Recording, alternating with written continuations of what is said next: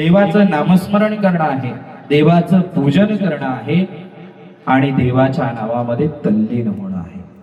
आपण शिवकथेच्या माध्यमातून देवाच्या नावामध्ये तल्लीन अनेक वेळा झालोय, परंतु त्या देवाच्या नावामध्ये तल्लीन होत असताना भगवंताचं नाव आपण घेतोय का याचा विचार करा. आपण कार्यक्रमामध्ये येतो, कार्यक्रमामध्ये सहभागी होतो, परंतु देवाचं नामस्मरण आपल्या मुखामध्ये येत नाही. याचं कारण काय?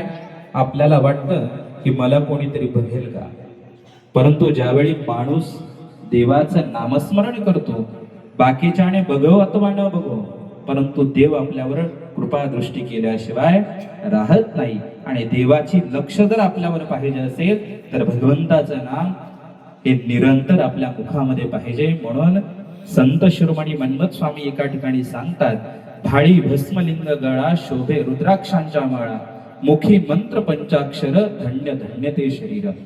देवाचं नाव ज्या मुखामध्ये आहे ते शरीर धन्य आहे असं मन्मथ स्वामी सांगतात.